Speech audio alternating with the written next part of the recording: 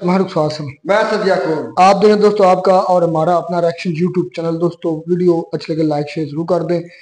तो भाई Kargil 26 anniversary of Kargil war, इस पर क्या कहते हैं Vijay Gaurav the untold story on 25th anniversary of Kargil war. तो देखते हैं पहले वीडियो फिर बात करते हैं। दुनिया भर में लोग कहते हैं कि ऐसी लड़ाई ना कभी हुई ना कभी होगी। मैं आपको यह बताऊंगा कि आखिर पाकिस्तान ने कारगिल पे हमला किया तो किया क्यों। सबको कोने में डाल के पाकिस्तान ने चूज करा, पाकिस्तान ने चुना कारगिल क्यों। यहां पे सरदार वल्लभ भाई पटेल कहते हैं कि नहीं, अब हमें अंदर जाना पड़ेगा। 1965 में पाकिस्तानी फौज ने दोबारा अटैक कर दिया, ऑपरेशन लॉन्च करा, ऑपरेशन जिब्राल्टर। 16 दिसंबर को चैप्टर खत्म हो गया, ईस्ट पाकिस्तान बन गया बांग्लादेश। दोस्तों समय बीतता गया, समय बीतता गया, समय बीतता गया, पाकिस्तान तैयारी करता रहा। वो सप्लाई कर रहा था वो कपड़े पाकिस्तानी आर्मी को। 13 अप्रैल 1984 को इंडियन आर्मी की एक टीम सियाचिन पे उतर गई और वहां पे तिरंगा गाड़ दिया। Jammu and Kashmir light infantry की एक टुकड़ी ने लॉन्च करा ऑपरेशन राजीव। उसको लीड कर रहे थे नायब सूबेदार बाना सिंह। अब दोस्तों यहां से शुरू होती है दोबारा कहानी कारगिल की। वो जो ब्रिगेड कमांडर था पाकिस्तानी आर्मी का, बड़ा परेशान। जनरल के डेस्क पे बेनजीर भुट्टो ने रखी चूड़ियां, और समय बीतता गया और काल का चक्र घूमता गया दोस्तों। और एक दिन वो ब्रिगेडियर बन गया पाकिस्तानी आर्मी का चीफ।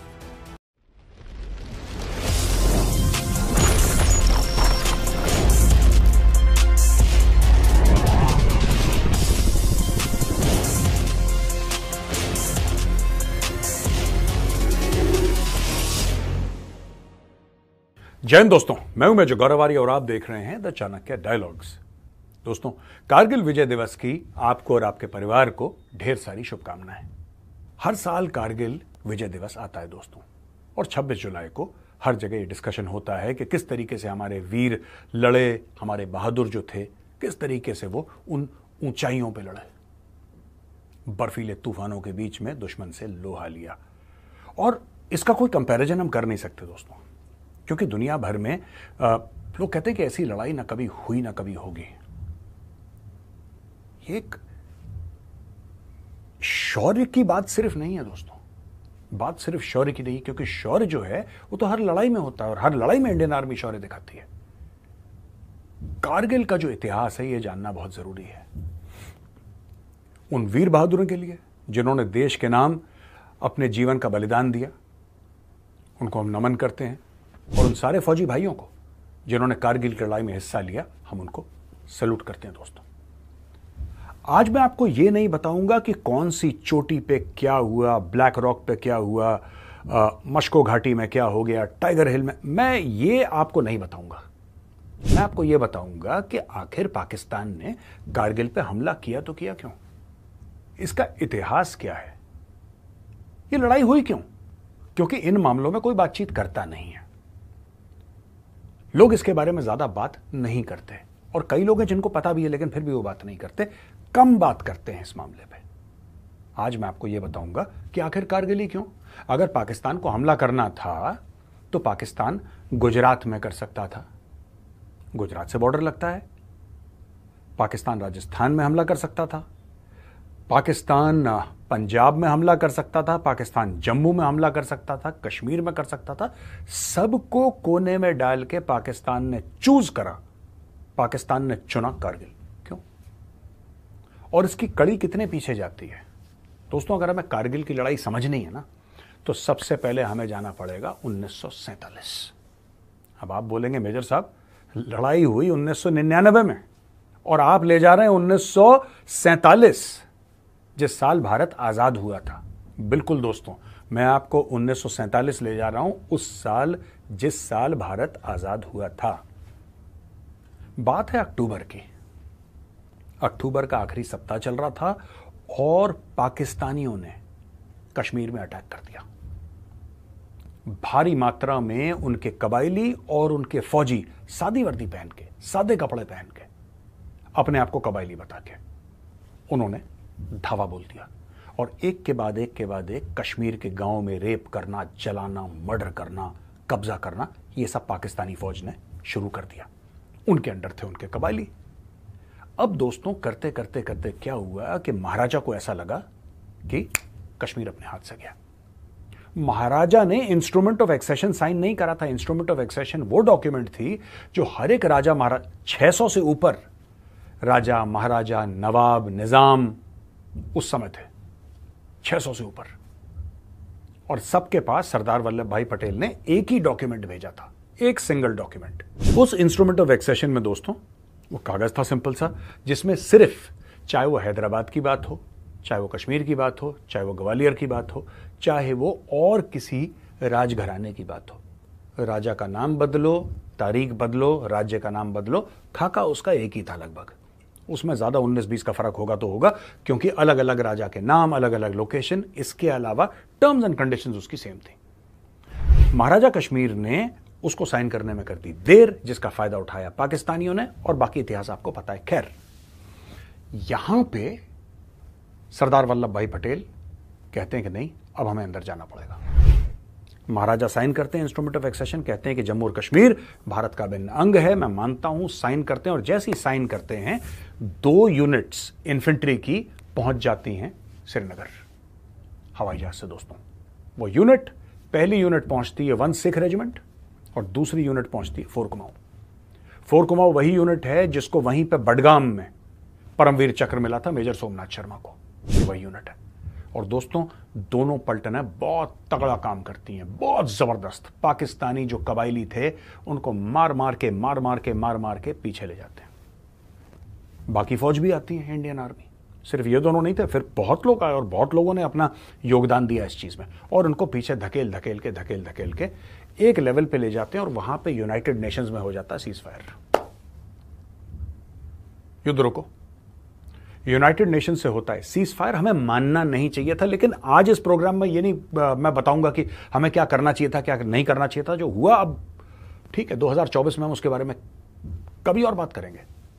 वो चीज आज मैं रिपीट नहीं करना चाह रहा। एनीवे, सीज फायर हो गया, कुछ एरिया पाकिस्तान ने पकड़ लिया, कुछ एरिया भारत ने पकड़ लिया। पाकिस्तान ने उस इलाके में, जबकि महाराजा इंस्ट्रूमेंट ऑफ एक्सेशन साइन कर चुके थे, पाकिस्तान ने उसके ऊपर अवैध कब्जा कर लिया। और जो यूनाइटेड नेशंस की जो लाइन थी उसको कहने लगे हम लोग cease fire line. Cease fire line के उस तरफ पाकिस्तान, इस तरफ भारत, और दोनों फौजों के बीच में ठाठा। और ये रोज का प्रोग्राम था, ये रोज का प्रोग्राम था दोस्तों। एक दूसरे के खून के प्यासे, इसको मारे कोई उसको मारे, ये सब चलता था वहां पे। ये सब चलता रहा, कुछ समय तक सब चुप थे, सब कुछ ठीक था। 1965 में पाकिस्तानी फौज ने दोबारा अटैक कर दिया। वही पुराना सपना, वही पागलों वाला सपना कि किसी तरीके से जिहाद करके कश्मीर को वापस ले लिया जाए।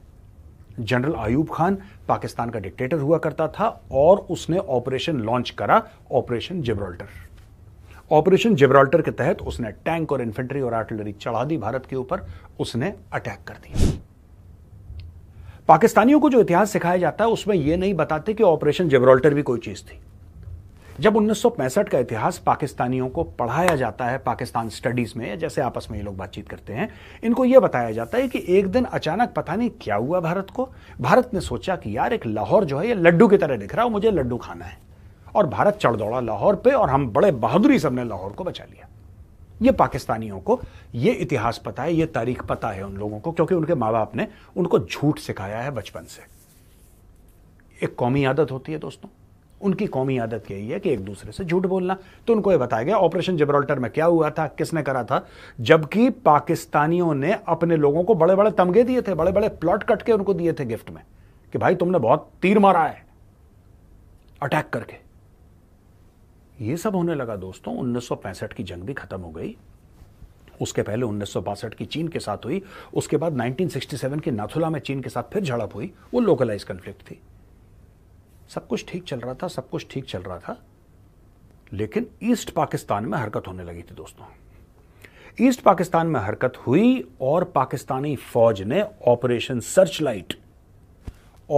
सर्च लाइट उन्होंने लॉन्च करा, और जितने भी बंगाली थे उनको मारना शुरू करा, खास तौर से इंटेलेक्चुअल्स, खास तौर से वो लोग जो बंगाली जबान के ऊपर, जिनको बड़ा गर्व था, जो कहते थे कि हम उर्दू नहीं बोलेंगे, या फिर वो कहते थे कि हमें एक अलग अपना देश चाहिए। ऑपरेशन सर्चलाइट में आया जनरल टिक्का खान, और टिक्का खान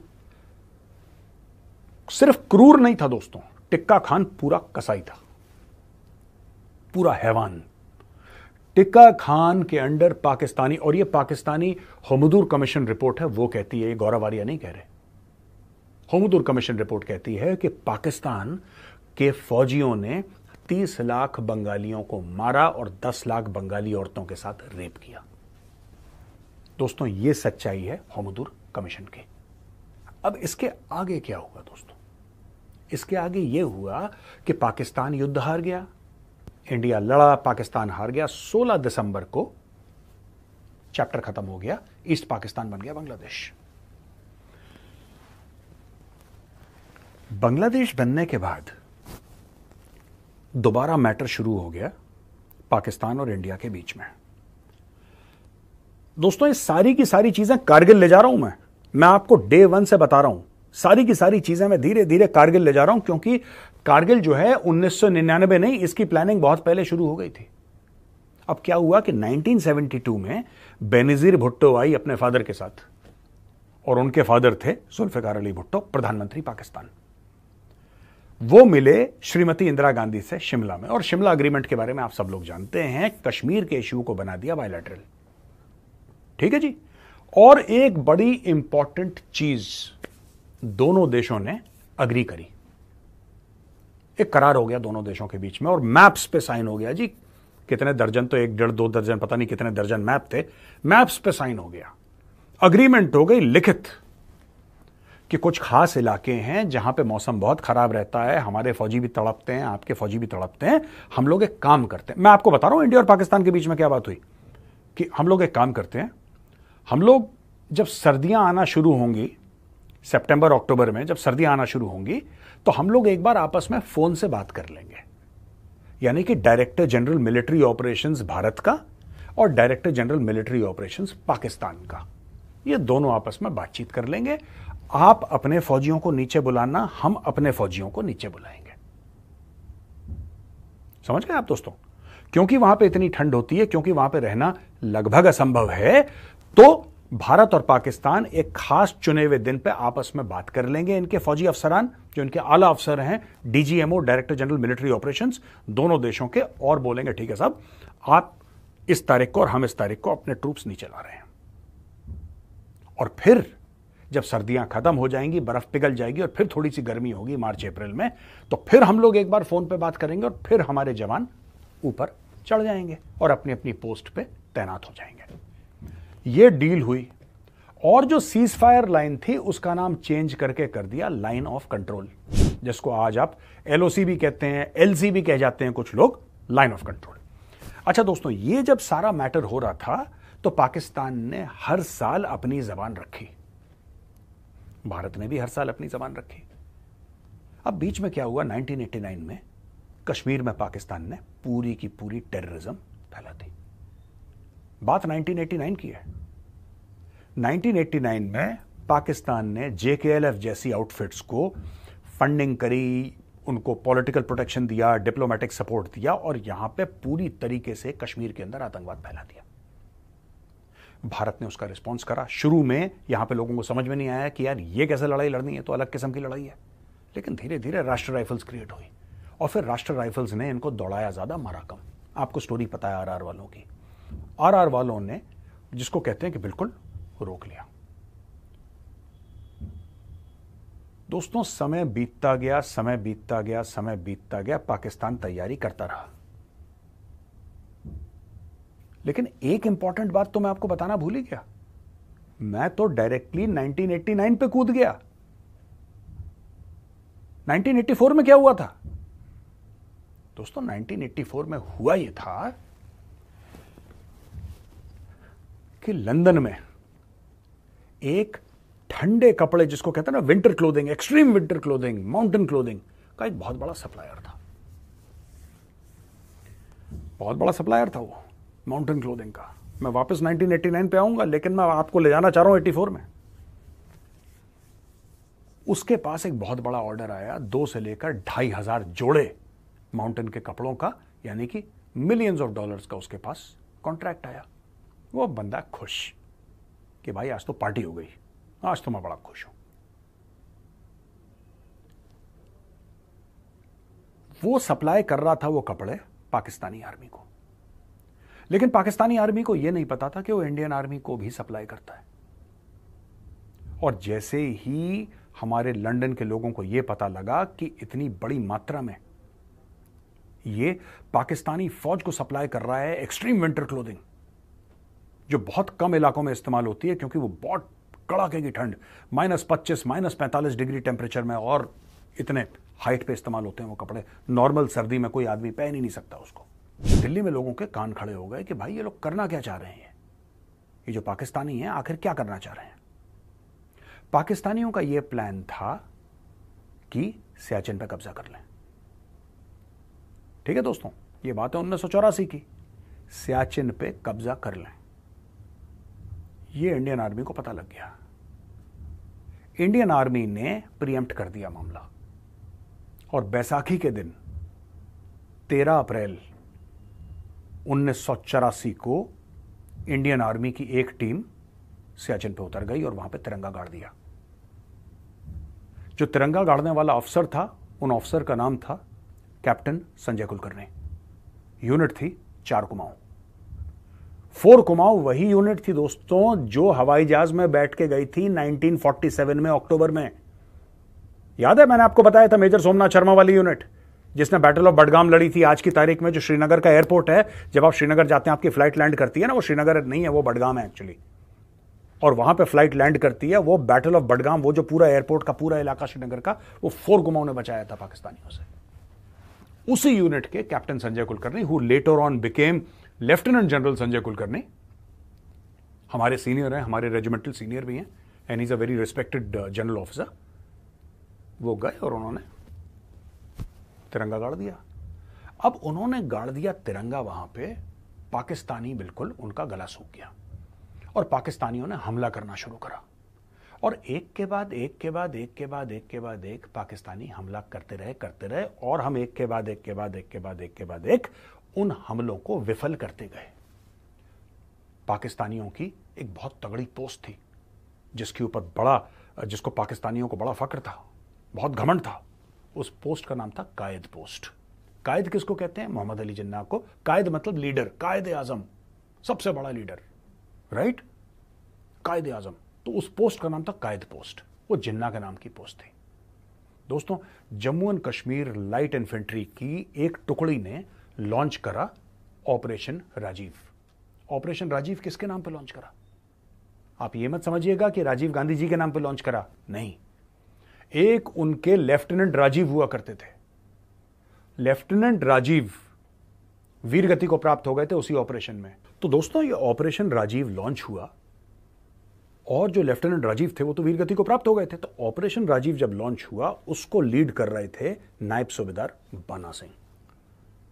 नायब सूबेदार बाना सिंह साहब अपने ट्रूप्स को लेकर गए, ऊपर तक बिल्कुल गए और ऐसी खड़ी चढ़ाई थी दोस्तों, 1000 फुट से ज्यादा की खड़ी चढ़ाई। पाकिस्तानियों ने कभी सोचा भी नहीं था कि यहां से कोई उनको तो लगा कि यहां से आएंगे तो हम देख लेंगे। उन्होंने बोला कि इस चढ़ाई से, इस फीचर से कोई पागल ही होगा यार जो आएगा, कोई आ ही नहीं सकता यहां से, ह्यूमनली पॉसिबल है ही नहीं। पाकिस्तानियों ने यह सोचा कि ह्यूमनली पॉसिबल है ही नहीं यार, कोई इंसान यहां से आ ही नहीं सकता।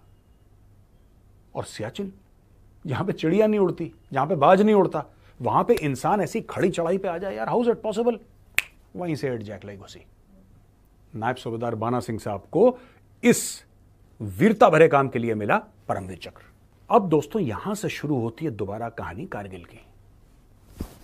पाकिस्तान अटैक करता गया, इंडिया अटैक को विफल करता गया, पाकिस्तान अटैक करता गया और यहां से अनसक्सेसफुल होता गया क्योंकि इंडियन आर्मी ने ठोका अच्छी तरीके से। एक ब्रिगेड कमांडर था दोस्तों पाकिस्तान का। वो ब्रिगेड कमांडर लगातार कोशिश करता, अपने ट्रूप्स को भेजता कि लड़ो लड़ो लड़ो लड़ो लड़ो। वो आते लड़ने के लिए, पिट के वापस चले जाते। वो ब्रिगेड कमांडर बड़ा अपसेट हुआ, वो बहुत परेशान हुआ, कह रहा है यार ये हिंदुस्तानियों ने नाक में दम कर रखी और हमारे नाक के नीचे से पूरा कब्जा कर लिया। बात ये थी कि सियाचिन हमारा ही था, हमारा ही था। जब हमें पता लगा कि पाकिस्तानी फिर से गैर कानूनी काम करने वाले हैं, तब जाके हमने वो मैटर सॉल्व कर दिया। लेकिन बात यह थी कि वो जो ब्रिगेड कमांडर था पाकिस्तानी आर्मी का, बड़ा परेशान हुआ। उसने बोला यार कैसे हो सकता है। उसने अपने कई सौ बंदे मरवा दिए, लेकिन वो फेलियर का फेलियर रहा। उसके मन में यार कहीं ना कहीं था कि मुझे सियाचिन लेना है। वो बना पाकिस्तानी आर्मी का डायरेक्टर जनरल मिलिट्री ऑपरेशंस। वो डायरेक्टर जनरल मिलिट्री ऑपरेशंस बना दोस्तों, और उसको वो बेइज्जती का दिन याद था कई साल पहले। उसको बेइज्जती का दिन याद था जिस दिन बेनजीर भुट्टो गई थी पाकिस्तान आर्मी के हेडक्वार्टर। और दोस्तों ये कहानी है बड़ी मजेदार, ये कहानी है बड़ी मजेदार। बेनजीर भुट्टो प्रधानमंत्री थी और उसको इतना गुस्सा आया, वो रावलपिंडी गई और जो वहां पे जनरल था, जनरल के डेस्क पे बेनजीर भुट्टो ने रखी चूड़ियां और बोला कि जनरल साहब आपके लिए तोहफा है, आप पहन लो इनको। पाकिस्तानी फौज का जनरल आग बबूला हो गया और अटैक के ऊपर अटैक के ऊपर अटैक। और वो बेइज्जती वो ब्रिगेडियर जो बाद में डायरेक्टर जनरल मिलिट्री ऑपरेशंस बना, वो भूला नहीं। उसने फिर एक प्लान दिया सरकार को, फिर एक प्लान दिया आर्मी हेडक्वार्टर को और बोला कि नहीं देखो ऐसा है, हमें सियाचिन लेना चाहिए, हमें लेना पड़ेगा। उसको मना कर दिया गया और बोला कि यार तुम पागल हो, तुम इंडियन आर्मी से लड़ोगे तो हम मार मार के सुअर बना देगी इंडियन आर्मी। तुम्हें 71 का मजा भूल गए, तुम फिर से चाहते हो कुछ हो जाए यहां पे। लेकिन उसके दिल में जो बदले की भावना थी ना, वो ब्रिगेडियर अब जनरल बन चुका था पाकिस्तानी आर्मी का। और समय बीतता गया और काल का चक्र घूमता गया दोस्तों, और एक दिन वो ब्रिगेडियर बन गया पाकिस्तानी आर्मी का चीफ। वो जब ब्रिगेडियर बना चीफ तो उसने कारगिल के ऊपर हमला करवा दिया। उसका नाम था जनरल परवेज मुशर्रफ। जी हां दोस्तों, ये वही ब्रिगेडियर था जिसको बेइज्जती महसूस हुई थी। अब एम क्या था कारगिल का? कारगिल का एम क्या था? कारगिल का एम सिंपल था कि कारगिल की जो हाइट्स हैं उसको हम ऑक्यूपाई करेंगे। यानी कि जब इंडियन आर्मी नीचे आएगी और हम लोग भी नीचे आएंगे तो हम इंडियन आर्मी से झूठ बोल देंगे कि भाई हम तो नीचे आ गए, क्योंकि इतने सालों से सब चलता ही आ रहा था ठीक ठाक और भरोसे पे काफी हद तक भरोसे पे काम चल रहा था। तो checks and balances are always there in the फौज। बिना चेक्स एंड बैलेंसेस के कुछ होता नहीं है फौज में, राइट? 1999 में पाकिस्तानी फौज ने करार तोड़ दिया और रीसप्लाई करा पोस्ट्स को, और जो वहां पे उनके जो संगर टाइप के थे या उनके जो पिल बॉक्सेस थे उनको रीओरिएंट करा, या कि हमारे पिल बॉक्सेस में या हमारे जो बंकर्स में आके, राइट, वो लोग बैठ गए। अब हमारे बंकर जो थे वो दे वर फेसिंग पाकिस्तान। जाहिर सी बात है हमारे बंकर तो पाकिस्तान को फेस करेंगे। उन्होंने उनको ऐसे घुमाया और कुछ पत्थर वत्थर दाएं बाएं करे और फिर हमारे बंकर स्टार्टेड फेसिंग इंडिया।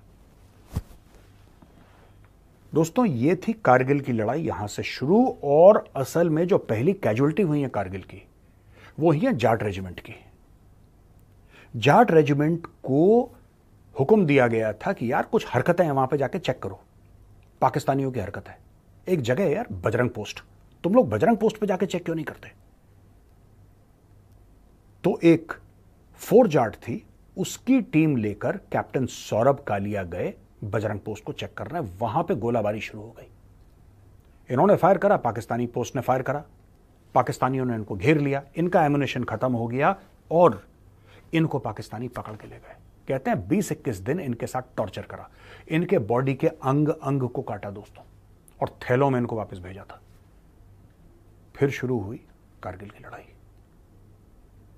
वो बहादुरी का जो इतिहास है, मैं आपको क्या सुनाऊं, वो लोग अलग मिट्टी के बने थे यार जो कारगिल में लड़ गए, अलग मिट्टी के लड़े थे। हमारे सीनियर थे, मैं उनको आज भी बहुत याद करता हूं। एकेडमी में हमारे सीनियर थे, 6 महीने हमसे सीनियर थे, major Padmapani Acharya, 2nd battalion Rajputana rifles, उनको महावीर चक्र मिला। Archie sir was such a great guy यार, he was such a fantastic person, और बहुत ही शेर दिल आदमी। उसने देश के लिए जान दी। और कितने लोग और थे यार, कितने लोग, मैं किस किस का नाम लूं, किस परमवीर चक्र, किस महावीर चक्र, किस वीर चक्र, मैं कितनों का नाम लूं जिन्होंने देश के लिए जान दे दी। 527 हमारे भाई वीर गति को प्राप्त हुए। वो कॉस्ट थी, वो दाम था जो हमारे फौजियों ने चुकाया कारगिल वापस हाथी आने के लिए। आज के दिन की आप सबको बहुत बहुत शुभकामनाएं। मैं चाहूंगा कि आज आप समझें कि पाकिस्तान क्यों करता है जो वो करता है, उसके कारण क्या है, उसकी मंशा क्या है, उसकी प्लानिंग क्या है, यह समझने की जरूरत है। तब आपको यह पता लगेगा कि आज जब हम कहते हैं ना कि कारगिल विजय दिवस है, तो भाई इसकी कहानी 1947 के अक्टूबर के महीने से शुरू होती है, जब पहली बार कबायली और पाकिस्तानी फौज सादे लिबास में भारत के अंदर घुसे, कश्मीर के अंदर घुसे। तो दोस्तों, मैंने सोचा कि आज आपको यह कहानी सुनाऊं कि आखिर कारगिल अगर हुआ तो हुआ क्यों, उसका कारण क्या था, कौन था उसके पीछे। कारगिल की लड़ाई हुई, हमारे भाई वीरता से लड़े, ये सबको पता है, लेकिन क्या आपको ये कहानी पता थी? अगर पता थी तो कमेंट्स में जरूर। दोस्तों, वीडियो होगी खत्म। वीडियो बड़ी टिपिकल सी थी। मतलब मेजर साहब मेन रीजन बताने की कोशिश कर रहे थे। उन्होंने बताई कि कारगिल युद्ध हुआ क्यों। जो इन्होंने एक स्टोरी बताई है, इसके दौरान बेनज़ीर भुट्टो वाली और मुशर्रफ के दौरान जो हुआ, वो मुझे पहले नहीं पता थी। वल्लाह आलम भाई हुई हो। अगर ऐसा कुछ हुआ भी है तो आपके पास जरूर उसकी कोई ना कोई खबर आई होगी। जहरी बात किसी ने बताया तो पता चला, क्योंकि ये इतना डीप और इतना पर्सनल मामला था कि जितना मतलब जिस तरह मेरे साहब बता रहे थे, ये तो वही बंदा बयान कर सकता है जिसने अपनी आंखों से देखा या कानों से सुना। हाँ, वो सच है। याद आ, वो हवाला दे रहे थे हमूदुर रहमान कमीशन का। ये बात सच है कि हमूदुर रहमान कमीशन एक ऐसी बुक है जो चीफ जस्टिस ऑफ पाकिस्तान थे हमूदुर रहमान, उन्होंने लिखी थी, और पाकिस्तान में वो बैन है, पाकिस्तान में वो नहीं मिलती। आपने अगर सही तरीक पढ़नी है पाकिस्तान की, ये बात सच है, सही तरीक हमसे छुपाई गई है। मैं बताता हूँ यार, जब ये सियासतदान या ये जो ब्यूरोक्रेट्स या ये जो आर्मी चीफ वगैरह जब आपस में इनका इख्तलाफ होता है मेरे भाई, तो ये नहीं सोचते कि ये स्टेट के खिलाफ बात कर रहे हैं, ये सोचते हैं कि हम इस फर्द के खिलाफ ये बात कर रहे हैं। समझ में आई मेरी बात? उसके लिए वो कुछ भी नहीं, जो मेजर साहब वजह बता रहे हैं, जो मेन वजह बताई है कि कारगिल की मैं बता दूं, मुझे नहीं पता कि मेजर साहब ने ये बात क्यों की कि दोनों फौजें ऊपर जाती हैं। कारगिल की असल में जो बाउंड्रीज है ना, जो बाउंड्री है, किसी इंडियन आर्मी के अलावा किसी को शहरी को वहां पर जाना हो तो देखिएगा कि जो इंडियन आर्मी है वो ऊपर रहती है, और ये बिल्कुल ऐसी जगह है जहाँ पर नीचे कैंप ये बनी इनकी पाकिस्तान की चौकियां, ये नीचे से ऊपर गए थे, ना कि ऊपर से नीचे आए थे। वही मेरे साहब तो ये मान रहे हैं ना, मेरे समझ का एग्रीमेंट हुआ था। करना किन लोगों को मुश्किल था जो नीचे से ऊपर जा रहे थे? आप समझ नहीं, आप गलत समझे हैं। पाकिस्तानी एग्रीमेंट था, पाकिस्तान और इंडिया का, दोनों का, कि जब शदीद सर्दियां आएंगी तब मतलब के दोनों की अफवाज जो है, दोनों के जवान जो है वो वापस उतरेंगे और जब मतलब मौसम सही होगा, खुशगवार होगा, फिर चाहे अपने अपनी मोर्चों पर चले जाएंगे। मेजर साहब ने जो बात समझाने की कोशिश की है ना, मैंने उसकी बात से बात समझी है कि पहले अटैक पाकिस्तान ने नहीं किया, ना पाकिस्तान ने तिरंगा लहराया जाके चोटी पे, ना उन्होंने अटैक किया। पहले तिरंगा किसने लहराया? इंडियन आर्मी ने। तो ये क्या था? असल भाई क्या वीडियो देख रहे थे? मैं पूरी वीडियो देख रहा था। उन्होंने कहा है कि वो जो था ना, साइन था, एक एग्रीमेंट था, वो पाकिस्तान ने तोड़ा। कैसे तोड़ा? मुझे जब उतरी है दोनों, इंडिया भी उतर गई, पाकिस्तान को भी उतरना चाहिए था, पाकिस्तान नहीं उतरा। पाकिस्तान वापस से सियाचिन पर चला गया और फिर मोर्चा इंडिया के जो चौकियां थी वहां उन्होंने कब्जा कर लिया। एग्रीमेंट के मुताबिक पाकिस्तान को ऊपर नहीं जाना चाहिए था, वापस लौट आना चाहिए था। ये तो मेजर साहब की बात है ना, तो इसमें कितनी % सच्चाई है ये किसको पता है? ये तुम्हारे अपने जनरल परवेज मुशर्रफ को पता है, पूरे पाकिस्तान को पता है, और पाकिस्तान के मार्शल, एयर मार्शल को पता है, शाद लतीफ को पता है जो एयर मार्शल है। उसके बाद तुम्हारे वो क्या नाम है, अस्कर खान को पता है जो तुम्हारे चीफ ऑफ आर्मी रहे हैं, स्टाफ ऑफ कमेटी रहे। बात को ऐसे घुमाया गया कि इसकी कोई ना सुर समझ नहीं आई भाई। मेजर साहब टोटली अपनी जाहिर बात है, फौज का आदमी है तो वो फौज अपनी की बात करेगा। सीधी सारी बात नहीं उसने की। वीडियो में जो असल मुद्दा बयान करना चाहिए था कि ये सीज फायर पहले किसने किया, कैसे हुआ, वो बताया तो है। असल भाई सारा कुछ बताया। मुद्दे को उठाता है, कहता हमारी आर्मी ने इन लोगों को धकेला। तो यार क्या बात कर रहे हैं? अगर आपकी आर्मी इतनी स्ट्रांग थी तो पूरे कश्मीर से खिलाड़ कर निकाल देते इन लोगों को। निकाल देना था। यूएन में चला गया था पाकिस्तान। यूएन में कौन गया था? पाकिस्तान। किसने कहा कि पाकिस्तान न्यू वन में गया था? पाकिस्तान किसने कहा कश्मीर वाली जो जंग थी वो पाकिस्तान आर्मी लड़ रही थी? कबायली, कभी आप कहते कबायलियों के साथ मिलकर लड़ रही थी, कभी कहते आप कबायलियों को भेजा, उन्होंने लूट मार की। कुछ सोच समझ नहीं आती आपकी यार। दो टोक सी बात है, अगर पाकिस्तानी आर्मी आती तो उन्हें क्या जरूरत थी सादे लिबास में आने की? जब वो अटैक कर रहे थे तो जाहिर बात है वो अपनी पूरी तैयारी के साथ आते हैं। ओए होए, इतना सिंपल सा पॉइंट नहीं समझे। अगर यूनिफॉर्म में आते हैं तो जारी बात है इंडियन आर्मी उनको देखते या उनको वो उस तरीके से रिस्पॉन्ड करते। उनके जहन में तो ये चल रहा था कि ये तो सिविलियन है, ये कोई हो सकता है दहशतगर्द है या कुछ, मतलब आर्मी के अफसरान इतने बेवकूफ नहीं होते मेरे साथ, ये आपको पता है। लेकिन इतना जरूर है कि पाकिस्तान ने जो कश्मीर के अंदर पहले चहलकदमी की, पाकिस्तान ने अटैक किया, जिसकी वजह से फिर इंडिया को अटैक करना पड़ा। टोटली झूठ है, इस बात की कोई बुनियाद ही नहीं बनती। हकीकत में देखो कोई बुनियाद नहीं, क्योंकि राजा ने ना तो पाकिस्तान के साथ इलाज किया था ना ही इंडिया के साथ इलाज किया था। वो बता रहे हैं जैसा बता यार, जब आप यार लड़के की वास्ता बोलो यार, वास्ता बोलो। जब आप इल्जाम लगाते हैं कि कबायलियों के साथ मिलकर पाकिस्तान फौज ने अटैक किया, तो उन्होंने किसी की तरफ ये नहीं कहा था कि मैं यहाँ पर हूँ या यहाँ पर हूँ। पहले उसने साइन नहीं किया, उसने वो मेरे साथ बीमार है यार, ये हकीकत में पूछो ना तो ये एक बहाना है और कुछ भी नहीं है। इंडियन आर्मी को इंटर होने के लिए एक बहाना। सरदार पटेल की मैं हकीकत जानता हूँ, इस पर हमने वीडियो भी की है और बकायदा इंडियन के वो खान सारे ये कौन सा उन्होंने पूरे प्रोग्राम बनाया था, उन्होंने पहले किस्त लगाई तो अपनी जबान से बोला कि सरदार पटेल के हाथ में एक हाथ में गाजर होती थी और एक हाथ में लाठी। पहले गाजर देते थे, जब नहीं मानते थे फिर उसे लाठी दिखाते थे। तो उसका क्या मतलब है कि वो आदमी जबरन जो भी रियासत आजाद रहना चाहती थी उन्हें अपने साथ मिला है। पाकिस्तान जल्दी कर गया वाकई। मैं एक चीज मैं मानता ही नहीं इस बात को। तुम नाम मानो, तुम नाम मानो। सरदार पटेल की बात आती तो बस सिरे से नहीं मानता। मुझे ये बता, पाकिस्तान फिर सारे के सारा केस हार क्यों रहा है यूएनओ के अंदर कश्मीर का? दुनिया में क्या कानून चला हुआ है? क्या चला है? जिसकी लाठी उसकी भैंस वाला कानून है। ये इंडियंस खुद मानते हैं या नहीं मानते, इस बात को बताओ। आज वो कहते हैं चलो हमने कश्मीर काबिज कर लिया, तुमने क्या उखेड़ लिया? क्या उखेड़ सकते हो तुम? इसका क्या मतलब है? साइन हुआ था, उनके पास लीगल डॉक्यूमेंट्स है। चले कुछ तो सबूत है, आप सबूत दिखा दें जो आपने कब्जा किया हुआ। यार मेरी बात, कब्जा किया हुआ? हाँ, जब वहां की आवाम का ये हक था कि वो जिस मुल्क के साथ चाहते इलाज करते, वो हक तो देखा ही नहीं गया मेरे भाई, ना उन लोगों की बात सुनी गई है। तो हम कैसे रुक सकते थे? फिर अगर आवाम बुलाती तो क्या तो फिर जूनागढ़ की आवाम तो इंडिया के साथ मिलना चाहती थी। जूनागढ़ का नवाब उधर क्या घंटा लेना आया। मुझे याद नहीं रहते कितने रियासतें हैं जो आजाद रहना चाहती थी, लेकिन इस सरदार पटेल ने अपनी जबरदस्ती। यार रास्ता बोलो, तुम तो लड़ने शुरू हो गए, बात करो। अपनी जबर की वजह से साथ मिलाए, बादशाह इनके खिलाफ लड़े हैं वो लोग, और आखिर में वो एक रियासत होती थी, क्या कर सकती थी? छोटी मोटी तो सरेंडर हो जाती थी, उसकी कोई बात नहीं करता। ये आप सब बात करते हैं। लेकिन इतना जरूर है, इंटरनेशनल तौर पर भी आप जब भी यूएनओ में गए आपको छितर पड़े हैं, आप कोई केस नहीं जीते। कोई केस में इसकी बात मानी जा सकती थी। कारगिल एक हाल था, ये लोग तरक्की करते, इनके पास भी पैसा होता, इनके मुल्क में डेवलपमेंट होती, दुनिया को यहाँ से कुछ मिलता, तो यूएनओ में इनके लोगों की भी बात सुनी जाती।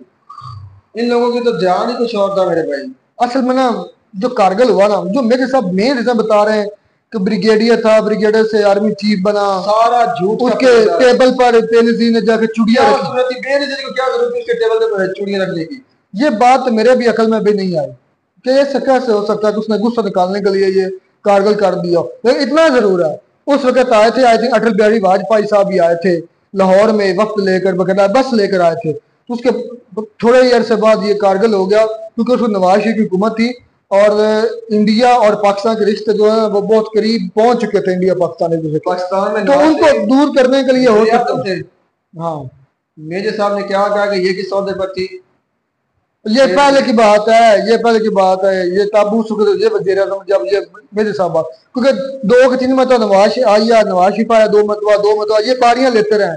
2-3 साल करनी मरियम नवाज ने, 2-3 साल करनी नवाज शरीफ ने, ये बारियां चलती रही इनकी। कोई वीडियो के पल्ले नहीं है, ये सिर्फ और सिर्फ अपनी आर्मी को गार्ड करे कहानी बनाएगी मेरे भाई इसकी, और कुछ भी नहीं है। 500 बंदा कहता है, इसके पास क्या सबूत है कि वो 500 थे? इससे ज्यादा भी हो सकते हैं, कम भी हो सकते हैं। यार एक तो सबूत तुम्हें वो बात बात का क्यों दे, मुझे ये बता। तुम क्यों कहते हो कि तुम्हें कोई बात सबूत पेश करें? क्या मेरे वो पास कितने ये सबूत बात कर पेश करें? वो जाओ लोग सर की वीडियो कारगिल पर वार पर, ये सिखा पठान भाई की, अपना पठान भाई खान सर की वीडियो कारगिल वार पर, वो देखो तुम्हें कैसे सबूत देता है, उनके तोड़ के लिए एक सबूत लाओ। मुझे एक चीज का पता है कि जो लोग नीचे से ऊपर जाते हैं ना उन्हें तकलीफ होती है, ऊपर खड़े वाले लोगों को नीचे अटैक तो करना। इंडिया पाकिस्तान के ऊपर था। यही तो यहाँ पर झूठ बोलते हैं, यहाँ पर तो झूठ बोलते हैं मेरे भाई ये लोग। तुम्हें ये बता कारगिल शुरू किसने की थी?